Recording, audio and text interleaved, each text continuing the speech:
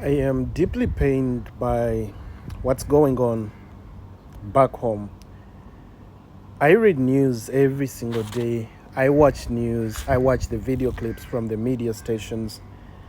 And I'm very saddened by the rate at which life is perishing, by the rate at which we lose people to death in accidents, in scenarios that could have been prevented. Now, for many years, we've been talking about the education system, and this is very painful because when you see what's happening today, for example, I have just read the news about the tragic accident in Kapchora where 20 plus students, 20 plus children have actually passed on. This is very, very tragic. And this should be a wake up call. I remember one time I had a very important session with one of the members of parliament, Honorable Muhammad Nsereko. And we were talking about education and how we've taken education for granted. One, by what is taught in classes, and two, by how this entire sector is doing business.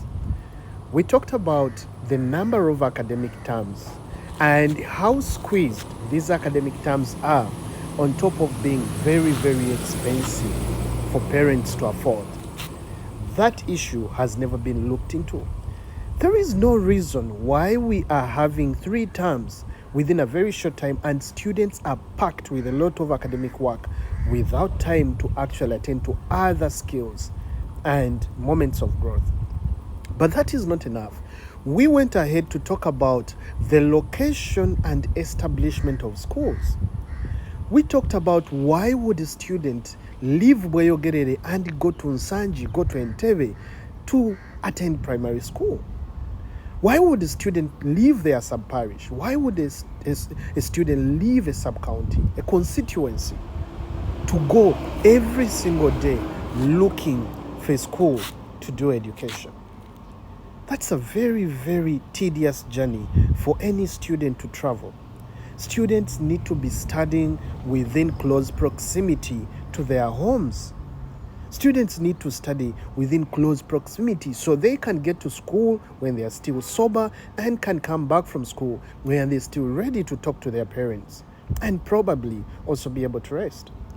Yes, I agree. The Minister of Education at one time came out and said, no more taking kids to school so early. That was good. But why would a nursery kid be in school from 7 a.m. to 4 p.m.? What are they studying? Why would a primary child be in school from 7 a.m. to 4 or 5 p.m.? And on top of that, they are required to go for preps, to go for night sessions, to wake up for morning sessions. What are they studying? What are they studying?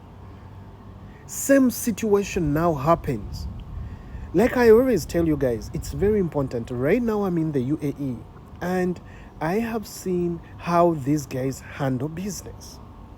I have seen how these guys actually have schools established in several centers, well dedicated areas meant for schools. No bars, no churches behind, no noise making in the areas where schools are established. That's a sign of an organized society. Number 2, transportation of school-going children is highly taken as a priority. For example, here where I am right now, if a school bus is coming, even if I was meant to be crossing the road, I would wait for it. Any driver that finds a school bus within the localities dropping off children, you have to stop to let the school bus pass. But most importantly, the school buses are all equipped with cameras, security CCTV cameras, both outside, around the entire vehicle, and inside.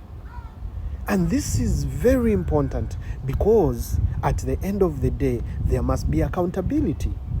In situations like what has happened right now, there would be accountability. What happened? What has gone wrong? Why are students going through this? This is what it means to be responsible and actually care for the society that we live in. Now, I want to speak to our government and those of you that are in parliament. You see, Uganda is a very funny country. When you bring up serious issues, people look at you like a fool. When you bring up serious discussions, people look at you like you're wasting time. And this is how our country has degraded to pathetic levels, to the level that we vote MPs who can hardly even read a newspaper. We vote MPs who simply come and say, I want to go and eat, and you give them votes. This is how pathetic our society has become. The people you glorify and make famous are people who are doing funny things, sending out nude pictures, talking about obscenity, and all these kind of things. So we have created a society that is a danger to its own self. And this needs to be checked. Ladies and gentlemen, we need to wake up. You taking these things for granted until the entire society is eaten up, that's when it will start paining and it will be too late. This issue of students and schools just doing anything that they want, anyone just because you have money, you start a school in between a city center, no playing ground, no compound, no nothing, that must stop. The business of schools increasing school fees, tuition, every other time they feel like, that needs to stop. We must be ready to build a Uganda that is workable for all. And this is what I keep telling people. Every single time we look at things and we let them pass, we are actually digging our own graves. And that is not good. That's not good, because at the end of the day, we're going to be accountable for what we've done as a generation that has lived. But unfortunately, the people that are supposed to be listening are busy in nightclubs. They're busy entertaining, funny people. We're having people on TV abusing people every single day. I am watching people like Full Figure, like so many people being given attention, yet they bring nothing to national development and growth. They bring nothing to instilling values in the society. They bring nothing. And these are the people we glorify.